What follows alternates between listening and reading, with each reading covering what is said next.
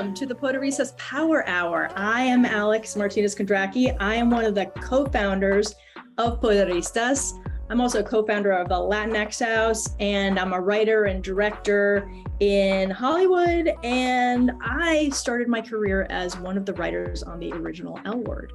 And boy, have things changed since then.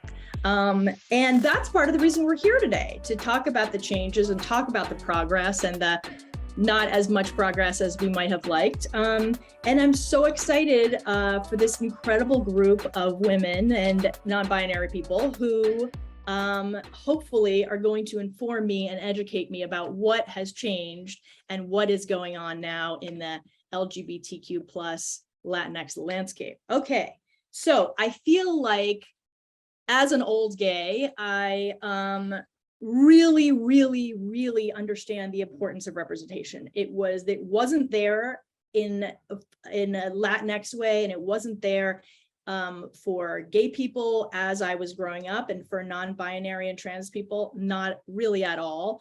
As I was saying, I grew up in the celluloid closet, and I think it's really important that we make progress and that we represent ourselves and that we try as hard as we can to ensure that everyone feels represented in the media landscape. So there are some very important guests that we have here to discuss all this stuff.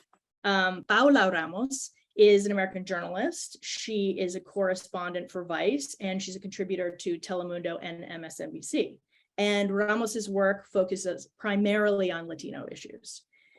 Ser Anzoátegui is an American actor, best known for some incredible parts portraying Eddie on the Starz drama Vida and Daisy Cantu on East Los High. And Dani Fernandez is a writer and actress who's written for Netflix, HBO Max, DC Comics, and has hosted the Critics' Choice Super Awards on the CW and appeared as herself in Ralph Breaks the Internet. And Stacey de Armas is a senior vice president of diverse intelligence and initiatives at Nielsen. Thank you all so much for being here. So one of the great things that is happening is that Nielsen has been doing studies and is giving us real data and numbers about what is actually happening in the LGBTQ plus Latinx space. And so they recently came out with a study, and I'm going to hand it over to Stacey to tell us what your findings were, and also explain a little bit about how you gathered the data and the methodology that you used. Sure. And thank you so much for the opportunity. I'm honored to sit with this group. I'm like trying to secretly screenshot this because I just have to tell everyone this is like definitely a light of like, for sure, my year. So anyways, thank you for having me. This is a great opportunity. I'm happy to be able to share our work. So we do a number of things that are really interesting. I think when people think of Nielsen, they often think of like audience ratings, which is, really important. That's a core way that advertisers decide how they're going to invest. But we also know that there's a lot more to it. We know that it's important that not only that we measure audiences and what they watch, but we measure diverse audiences of different identity groups. But importantly, we also better understand attributes of content and representation in content, because there's, a connection between what and who are on screen, thematically, cast, et cetera, including behind the camera, and what makes content watchable, right? Why people want to watch content. And those also create environments that brands want to be in or should be in. It says something about your brand message when you're more inclusive content, but how do you really put metrics behind that besides just watching something and saying, I love this, I love it thematically, this is going to work? We really need to kind of operationalize that, which I know doesn't sound very sexy, but in doing that, we can really create some change. So we do a number of different types of work around this. The one that we're most known for is called Gracenote Inclusion Analytics. And that's a big fancy name for understanding representation on screen. So we look at cast, and we understand people have self-identified. We're able to also grab some of that content from public sources, and we understand people's individual identities. So we can look at how much representation there is in top content, as an example, by cast. And so that is cast. The other thing we can, of course, do is look at thematic attributes. We can look at it by genre. But what's really cool that we just did is all this work is great, but we wanted to do something much deeper around sentiment and understanding what representation means for different identity groups, in particular LGBTQ plus identity groups, both in front of the camera and in creative content. And we wanted to do it not just like LGBTQ plus, boom, like drop this big basket of people, but really break it down and try and understand what representation looks and feels like internationally in 9 markets, and the type of content that's available, what people are consuming, and what the marketplace conditions are that might impact that. All that, I'll give you the really high level, tells us exactly what you would imagine. People don't feel in any market. The United States actually had higher numbers, but in any market, people that identify as LGBTQ plus or within the community and broken out into different identity groups don't feel that representation is where it should be. And not only that, you say, well, that's not a huge surprise. But what's really interesting is looking at, for example, we looked at this a bunch of ways, but how lesbians perceive, when we start looking at identity groups individually, how lesbians really perceive and see almost erasure in content. There's not, when you think about stories in television or in programming that are around the community, they are mostly around same-sex relationships and mostly around men or gay identity. And so that leaves out this whole spectrum of people. And so we really wanted to break that down and look at it country by country so that we could put together, in many ways, a blueprint or a playbook for advertisers and brands to understand not only what type of content people are interested in, people want to be seen in, how people perceive content, because that tells them what environments are the right places for their brands. But we also wanted to break it down for content creators, those that are acquiring and distributing content, so they understand where there are gaps in the marketplace and where those gaps can be filled, what types of stories need to be told beyond the very top level, sort of basic stories where there's, a character here or an ancillary character who serves as, a friend, not really sort of a central character where we're exploring, their life and just their experience, on Earth and with their, in their particular community. So that's a very high level. I don't want to consume all the time, but I have so much data and stats. I'm really proud of this work because it's the first time that Nielsen embarked on doing something internationally. Of course, we look at this work in the US. The majority of content is coming from the US. And I think that also presents an opportunity for the rest of the world when they're looking to, to consume inclusive content. They're mostly looking to US-based content. This is where, more than 70% of the content is coming out of the US. So what a special opportunity we have here in helping educate and bring along sort of the rest of the world. I know that sounds very high level, but it's really important that the content we create here is as inclusive and diverse as it can be and tells the right stories, because it leads what ends up being watched in most of the world. Okay, who's surprised? Anybody surprised by the findings? No, right? I mean, my perspective on this is that I've watched this get so much better over time. Like, I really feel like so much progress has been made, because when I was a kid, there was no Naya Rivera on Glee. There was nothing, right? And not only that, it was really hard to sort of go back in time and watch Glee now. You know what I'm saying? Like, there was no access to old content. So I feel like there's been tremendous progress, but I realize that not everybody has been around as long as I have, and not everybody is. And I would say, I think young adults feel a little, we did actually, it's interesting you say that, we see the difference demographically, right? Yeah. So when we look at like 18 to 24-year-olds, they're like, no, it's not progress. It's gone back since before. 2020 was this moment that there's so many things that happened around social justice and people finding their own identity. And especially in light of all of the, horrific policy things that are taking place for the community. Like, young communities are like, no, we're not visible enough in content. Our stories aren't there. And part of the issue, I think, is, quantifying the community. The data we have now that is available is the numbers are just so non-reflective of the size of the community. Like, you know, the latest data I saw is 7%. I mean, come on, Right. not 7%. But, you know, so there are so many challenges, I think, by demographically, to your point, you know, people in different demographics perceive this differently. And that's one of the things that our data told us. Yeah. So I'd like to hear from the panel because we're all in different demographics, or at least you are all from me. So I'd like to hear how you perceive the results of the study. I mean, I'll say the same thing. I think none of it is completely surprising, but yeah, to your point, I mean, I'm not like super old either, but I also didn't grow up like when we're being asked, like, who did you grow up watching that reflected who you were, your voice, like I can't give you an answer. No, I don't have those memories. And so what I see now is definitely a step forward, and it is progress, but it's still not enough. No. And then when you look at who's behind the screen, you know, who are the people telling those stories, the numbers are probably even worse. So I see both sides. Yeah. Ser. Hola.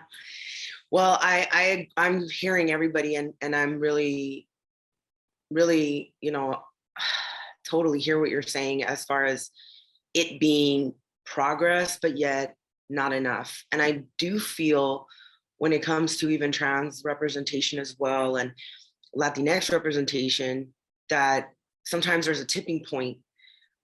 And it's happened also, if you look back into Latinx projects and television shows, for example, that are primarily Latino, Latina, Latino, and you know, it was like a little wave and it stops. And I know that it's some conversations that I've had on panels before, and being in Vida, it's something that we talked about.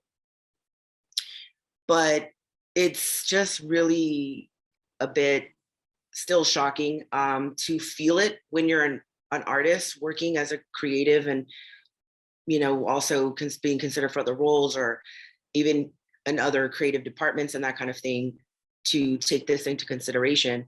But there could be all what I feel happens with trans representation being that tipping point, that also with Latinx representation, it has that as well. So it's sort of like, oh, you've had enough. Not like, let's thin out this representation right now, so it doesn't create that wave of momentum that we would definitely, you know, be riding on for progress, you know. So I feel that, as well as like the 7%. I mean, I think as a Latinx whole in this country, it's more like 30. Yeah. So my biggest thing, and I think something that I maybe differentiate from older gays, is my question is always, okay, but how many of those roles that you said 7% are actually played by queer people? Because my thing that I don't see as representation, that I kind of get in fights with people on Twitter, is I don't see straight people playing queer people as representation and progress. I just don't. I don't care. You can't make me care. I just don't. And a lot of times people on Twitter will fire back like, oh, okay, so you can play our roles, but we can't play your roles. And what they don't understand is the very, very, very few roles that we have, if we're not even able to play those, no, it doesn't work in reverse. It just doesn't. Straight people have always been represented in media since the history of cinema. So yeah, I differentiate with people on that. I think it's cool if you consider it progress. I just don't, and I won't. And the queer characters that I write, I hope to God I don't always have control. I'm not at an executive level yet, but I hope at least if it's a show that I'm personally making and show running, I will do my damnedest to make sure that it's a queer person in that role. That to me is real progress. That to me is real representation. And you know, if I can add to that, one thing that you're talking about, it's so important. Like, we can have great shows and great characters, but on the other end, one thing that I've seen that happens a lot is we don't give these shows enough runway to find their audiences, right? If they don't hit immediately, it's like they're done. And so that's why the work that what I'm doing is, you know, we measure on-screen representation, we measure cast, et cetera. But what's really important is linking that to the watchability and the success of content, because if I can bring that ROI forward, it makes runway for more shows, right? It makes presents the case study, the proof point for the ROI of having inclusive characters that aren't just, the best friend or whatever. And so that's what we're really focused on here is, of course, perceptions, how people perceive they're represented in content, the fact that the majority of the community finds, the representation is different by medium, whether we're talking about TV or streaming or whatever, but that's really important. But what's more important is if we can have people identifying within content and measure the attributes of that content and link that to watchability, bingeability, loyalty, and show that there's an ROI, it creates a runway for more content. But That's what we're working on. We don't have it nailed, but we're very close. But the other important thing is, you have these shows that are really groundbreaking on television. And then if there isn't the advertising budget put behind them, they often don't do well because even the audiences that would be looking for them in particular, don't find them, and they don't really have the chance to grow in the same way that other, this is a complaint that I hear from, my friends who are working in television all the time. Yes, they gave me a show, but did they put the money behind promoting it? No, they expect our communities to just show up. They also, this is something that we've talked about on panels, is that they also expect you to reach out to your Hollywood friends to get them to tweet about it and promote it. And so they're also, I want to say a lot of our shows are not marketed as being universal. That is a difference that I see with a lot of other shows that are so high up in the ratings right now and getting all of the Emmy love. And like a lot of them are marketed as being universal stories. Our stories are not seen as universal. They're seen as very specific to our demo. And I think that is a trap. It's something that I try to talk about a lot, that I don't necessarily want to make a queer show. I want to make a sci-fi show that has queer characters in it. And hopefully everyone can resonate with it. They can resonate with having internal problems with a colleague. They can resonate with, maybe not speaking to a family member or having a horrible breakup that devastates them. Like these are all universal stories. But yeah, I think it's a trap specifically. That is something that has to do with marketing and these studios. Can I add something to that? Because I feel very passionate about that too. And I feel like when you have a show that has queer characters in it, or their main characters, that if they're Latino, Latina, like that maybe, they're going to tune out because, oh, I'm not gay. It's the lead character. I'm not going to see myself as queer, trans, whatever. And then they're like, bye, and that's something that I feel is a disservice to the shows as well, because it's so heavily, even though it's like, yes, we're queer, we're proud, there's some sort of other thing that has to kind of like happen to make it normalized within that advertising and marketing of the shows. For example, Euphoria, obviously there's a lot of reason why it's successful, but one of the lead characters is trans, and Euphoria, I don't see it as advertised as a queer show. I don't really see it as much as I did Vida, was like, we're queer, we're proud, like we're here, bam. And I love that. But there's something that happens within that process, like Danny was saying about the publicity and the marketing, that when you go so specific, that it sort of loses, because we do have homophobia and transphobia. But look at Everywhere, Everything, Everywhere, All at Once. It's so the lesbian character with the mom, like I had no idea. And I think it's a way refreshing for me to find it and not have to be bombarded, like you need to watch it because it's queer, and to be like, this is a successful story because it's a universal story. Everyone can relate to it. And yet it's central to the identity of the lesbian character and the mom issues and all the stuff that goes on. And I think that's just, that's how I feel like, oh, what a breath. If I could, I'd love to add to that, Sid, because what I think you're talking about too, and you too, Danny, is sort of almost the algorithm, right? Like you make me think of this really interesting stat we saw in data where people within the community thought that their communities, they had good visibility within content, but people outside of the community, so non-LGBTQ plus identifying folks, said like, no, they indicated that content was less inclusive. So like straight non-LGBTQ plus folks said like, no, content isn't inclusive. I don't see enough diversity of sexual orientation or gender in my content. But people in the community said, yeah, they did. So think about why that is. That's the algorithms, right? That we're talking about, discovery, like how stuff is served up to audiences. So if you're in the community based on what you've watched before, perhaps it's going to serve you up more of that content. But if you're outside of the community, still craving content that is inclusive and diverse, regardless of a specific tag, a metadata tag, LGBTQ plus, lesbian, like whatever, you're not being served up that content based on other previous, discovery behaviors you've had. I think there's something there that needs to be broken and rebuilt, because that also, as you were saying, Danny, keeps the content like for just the community and with the community versus talking about, as you said, Sid, sort of universal stories. And, that's something that I just think the industry needs to tackle, this discovery and algorithm. That is so important, because I will tell you from back in the day when I worked on the L Word, the single largest group of viewers was actually straight women. Straight women loved the L Word and kept it on the air, right? And which is a sort of surprising, right? But but now straight women probably wouldn't be served up that show in the same way, right? So you hear, and the reason I think that show, for whatever its faults, was so groundbreaking and really changed the way, gay women were looked at like throughout the world, was because straight audiences were watching it. Also, it was like date night and men would watch it with their wives.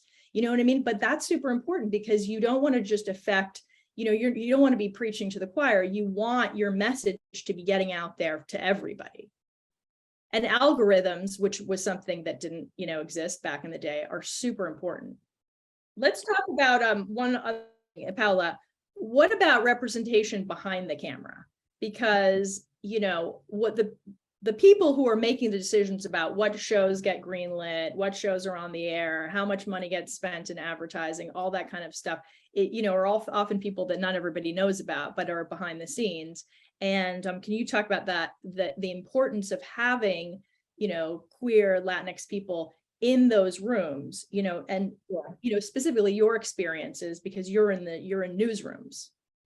Yeah, again, I think for news, obviously my world similar, but a little bit different, right? So to me, the way that I see it is always, of course, like I can't really tell our stories unless like my whole team and our whole team on the field, specifically on the field, when I'm like doing interviews and when I'm spending weeks and embedding with people, the more representation I come with when I'm on the ground, the better, no? I think that translates into, I spent so much time in the border. I spent weeks in the border, and when, RDP is queer, no? When the producer is queer, when I have a team that understands that, then is what allows me to build real trust with characters, not with the people that I'm interviewing. If I don't have that trust, which is very hard to gain, I can't tell any stories, no? So I'm thinking of, the countless stories we've been doing in the US-Mexico border that understand the vulnerability of LGBTQ migrants, no? That then those are the people that invite me into their shelters. Those are the people that then allow me to cross the border with them, to understand then, what it means to be a queer asylum seeker in this country. So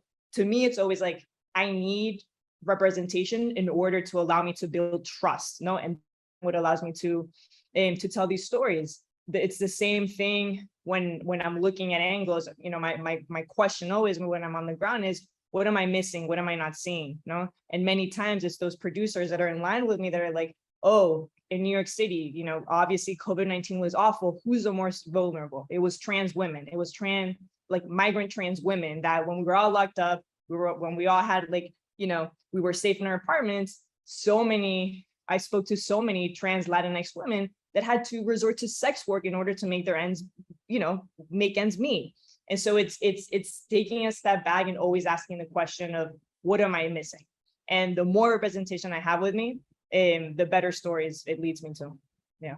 Now that's super important. Stacey and Danny, do you want to talk some more about what it means to have representation behind the camera and in the C-suites? Yeah, I just think that having us behind the scenes is what changes the marketing, like we were talking about. It's what changes what gets greenlit, how long it stays on air for.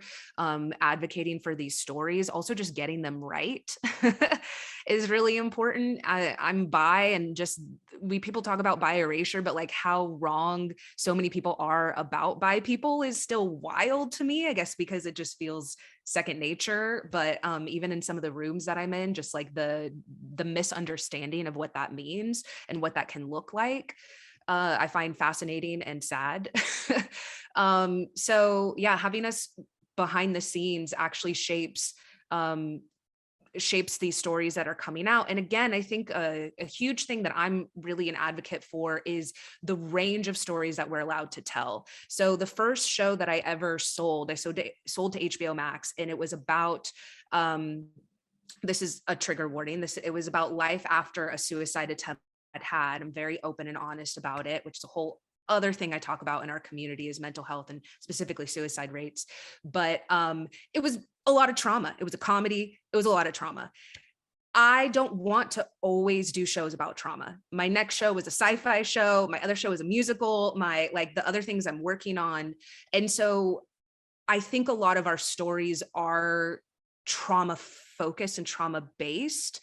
And I want us, if that's the story that you want to tell and it's so important to you, I want you to be able to tell that. I don't want that to be the only story that we're allowed to tell.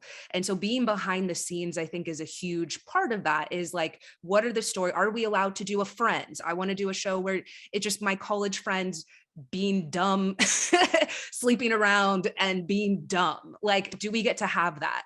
Do we get to just play? Do we get to have even a Succession? I don't know if we can have I think of this constantly. Are we allowed to have the equivalent of a Succession without it being classist, canceled? Like, are you allowed to be villainous like that? I don't know. And so that's really fascinating to me. And so when I see shows like, let's say Ted Lasso, it does actually tackle a little bit of trauma, anxiety and stuff, but that's not necessarily always the backbone of it. Are we allowed to make shows like that? I think something that I saw that I loved, which we didn't talk about with the cancellations, but is Gordita Chronicles. Just perfect, effortless, beautiful writing, so funny, comedic. Olivia's a star, will continue to be a star. They just got to exist. Like, sure, there was conversations about not fitting in, and obviously, again, a universal story of being embarrassed by your family. I feel everyone can relate to that, and trying to fit into new places, and not always feeling like you can be fully yourself. I want us to be able to continue to tell those stories. It had a 100% on Rotten Tomatoes, and it still got canceled. So us being able to have the range of stories that white people are able to have is so important to me. So I keep going back to, like, if you want to tackle trauma and that's important to you, like I got to, but that's not the only thing that I want to be able to write about. And I feel like specifically with queer stories, that is the main thing that we're allowed, that I think execs are like, oh, I can make a little money off of this. Oh, that's what I typically see with our stories specifically. It's interesting you say that. I was going to talk about the behind the camera, but if it's okay, I want to segue to what you were talking about, the trauma focus. So one of the things, again, I'm always looking at this sort of through a data lens. Like, how can I provide data that validates what you just said, Danny, right? That validates what's there and what could be there. And then I put a $sign, air quote, which is essentially an audience behind it. That's what's going to help support acquisition or the green lighting of that kind of content. We did this analysis like a year ago, where we looked at just an interesting analysis. We wanted to see Latinas in front of the camera, the content that had Latinas in front of the camera at population parity or above. So good representation and cast regularly, not walk on. We look at, a multitude of episodes and other things, but good representation on the camera. And then we at Latinas in the audience watching Latinas in content, like high, both of those high. So essentially, what are Latinos, when they're watching themselves on screen, what are they saying? And then we did the same analysis for white women casting, like app representation or above, and white women high in the audience. And you're not going to be surprised by this either, but what we saw were Latinas saw themselves most often around content that had attributes like drama, unwanted pregnancies, crime, sort of things like this, and drugs, whatever, police, and this analysis is available online. When we looked at white women, I'm telling you the same analysis. It was like country homes, like, like husbands, daughters. I was like, what is this? So, but to your point, there really is, I mean, there's data behind the fact that, and so it also, by the way, we're not talking about identity formation for our community, but hey, don't tell me that doesn't influence not only how we see ourselves, but how other people see us. If that's how, these, like you said, more trauma story focused, because Purdue, media companies say we can make $1 on this. But what I'm trying to do is put data behind illustrating that stories that are more diverse, not just people, but thematically also draw audiences and are watchable too. And not just Latina audiences or Latinx, but all audiences. And when we can do that, little by little, this data becomes, it can support and validate that acquisition, because we're talking about generating dollars, viewers, and money. And I hate to look at it that way, because we want to just produce the content that is the best content and what's going to be meaningful and change perceptions and advance. But we have to think about this other angle too, so that we can get that content produced. That's what I'm focused on. And I'm open to more ideas about it. Well, let's talk about, because I'm very interested in because Sarah, you were talking about sort of seeing a trend, that there were these little moments where you would get a show like Vida, and then all of a sudden that would just go away, right? So I personally am worried, right? Because I'm worried about the economy, I'm worried about the shift in the political climate, and I'm worried particularly about the mergers and acquisitions in Hollywood, and that what is going to happen. There was a sort of shining moment when, after Harvey, after George Floyd, diversity was considered super important and was a priority for a lot of these places. And all of a sudden, all of that is going to go away because they're cutting costs, and the first shows that get cut are the ones that represent diverse audiences. So who would like to take that on? This is what I'm worried about as a trend. Anybody else want to weigh in on it? Paola? No, I mean, I think that's the same in news. No, if you look at the NBCs, MSNBCs of the world, Vice, typically, no, it is the host of color that have the less resources, have, the smallest teams, are given a shot, are being tested. So I think you're onto something. But again, I go back to, like, at the end of the day, the industry needs us more than we need them. No, so that's always what I'm reminding myself. Like, content today, like the youngest demographic in this country are Latinx folks. No, the second largest minority voting bloc are Latinos. No, like, our numbers are telling a different story than the story that the executives are allowing us to tell. So I think it's just a matter of, like, constantly keeping that in mind. And content today literally cannot live without us. So I think it's this power dynamic. Does that then mean that it is perhaps that we just need more of us at these top executive levels when it comes down to people that get it? So yeah. Danny? Yeah, so going back to, I think if we are making the majority, especially having a youth block, if we're making up such a huge, we've already talked notoriously about us as a movie going audience, making up such a huge portion. But I think it goes back to the conversation we were having earlier with authenticity and allowing us to be diverse. And so something that I saw when Hentified came out was the comments under the Netflix account on Twitter was like, this is not like my family at all. Or this is like, even on Gordita Chronicles, I saw multiple ones like, I tried to watch it. This is nothing like how we're like. And that's so frustrating to me. Again, I don't think Friends had to represent all white people. I don't think Ted Lasso has to represent all white people or all white men from Kansas. But we are expecting us to instead of just allowing this great, show to exist. And I think there's two key pieces there. One is having the empathy, the compassion, and just like the openness to be like, okay, this is clear. I also want to say these shows, Hentified and Gordita Chronicles, the creators literally made them about their own lives. So even if this isn't your exact life, my family's from Texas. And so like, that's a totally different Chicano experience than their experience. But even if it's not your exact life, being able to appreciate this as a universal story, and two, having more of our stories. So you don't think that Hentified needs to represent all of us or Gordita Chronicles needs to represent all of us. And that again, just goes back to being behind the scenes, but also us as a demographic and a culture, like just accepting that we keep telling people we're not a monolith, and then we get upset when we're not a monolith. And so I think just supporting us the way that you would support a lot of these other shows that are doing so well. Stacey, I think I cut you off. What? First, I want to say you're exactly right, Danny. There are so few pieces of content out there that every piece is expected to be everything to everyone. And that the challenge isn't in the content, it's in the fact that there are so few pieces. The only thing I wanted to add is what Paola said so well, which is, and it kind of got buried in your comment, but I wanted to bring it up because it's such a good one. Latino directors, producers, writers, content creators are given a shot versus an opportunity. And you said that, and you said like kind of being tested. There's a huge difference between being given a shot and an opportunity, right? Where other people have these sort of runways out for them and all these resources for their first big piece of content and this huge support system of people to help, and budgets behind it. And even, if the show didn't acquire a whole bunch of viewing initially, then when it's time for considerations, now there's budget behind for your consideration, which we know drives more viewership. Whereas oftentimes, smaller creators are given a shot and you have to just hit it out of the park first time out. There's, a lot of inequity in that.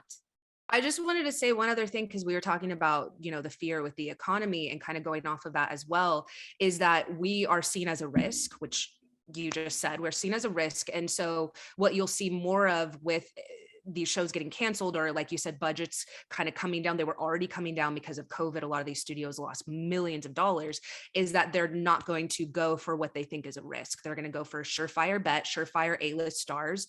That means white most of the time. And a lot of times that, they'll kind of taunt us with like, well, you don't have any A-list stars. And it's like, well, you don't really allow us to, you don't allow someone to be made into a star, and I would also argue that we do. Obviously, like, to me, Selma Hayek has been A-list for decades now. Oscar Isaac, we have Tessa Thompson in the Marvel, in the MCU, so and Lupita. So I would just say, like, I would argue against that, but having their own standalone films, I still, so many of us, that's why there's so few of us at the top at that level, is that so many of us are still seen as a risk. And like you said, you have to knock it out of the park, but I'm almost afraid that they are not even willing now to take a lot of those risks. So you won't even see, even if you would have gotten that opportunity to knock it out of the park, those are kind of fewer and far between.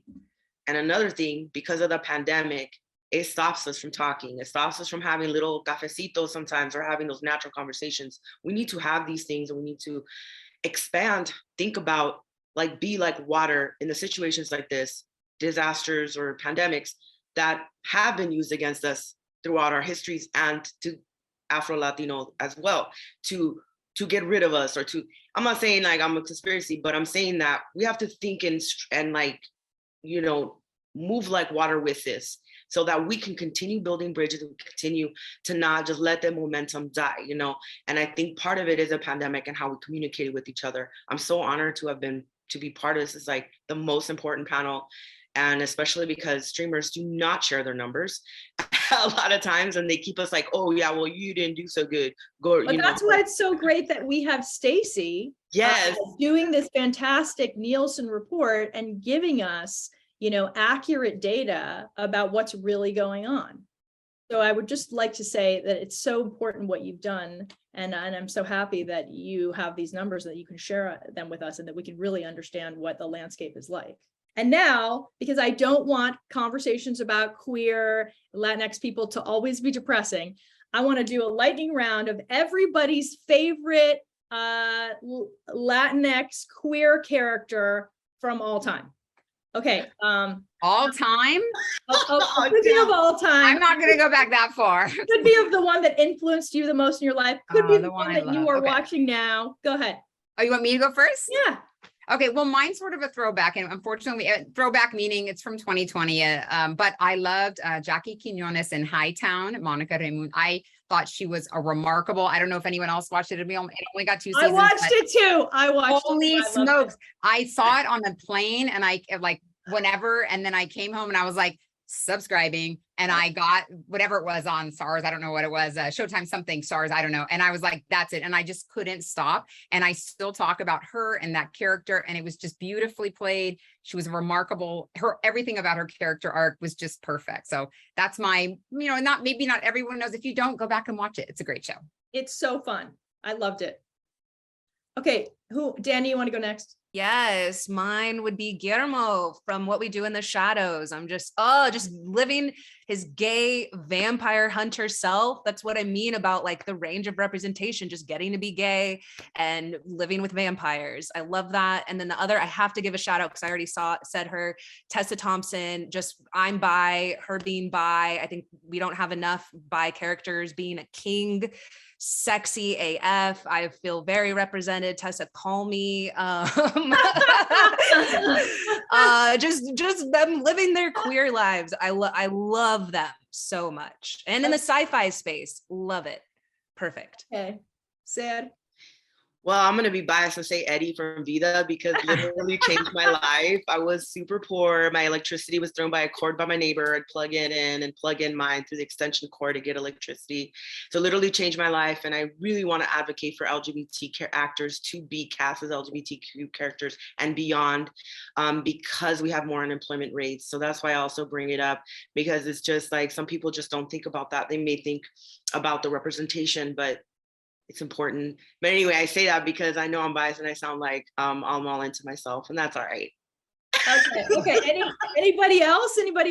No, I'm gonna go with that because I mean, when the L word happened, I was like, this is it. Finally, to your point, like my family can finally understand. No, there's movies, there's moments, there's songs that made me sort of open my eyes in a different way. But then when Vida came around, it was like that was it to me. So I'll go with beyond Eddie, Emma, like the politics, the conversations, the complexity, like that. To me, that was the first time that I was like, it wasn't a queer TV show. No, it was normalized to the point that it felt real. It felt like me. So I'm with you. So I want to add to that too, then, because I think also just the conversation around, how we improve our lives and sort of, or our neighborhoods without gentrifying and how we become sort of, accustomed, I don't want to use acculturated, but to life in the US, the Hernandez sisters, the complexity of that is remarkable. So I'm adding to that too. Vida, for sure. Now we got to wrap it up. Thank you all so much for being here and having such an important conversation. And thank you so much to Nielsen for doing this important research and giving us important data and keeping the conversation of representation accurate with all of this research. Thank you so much.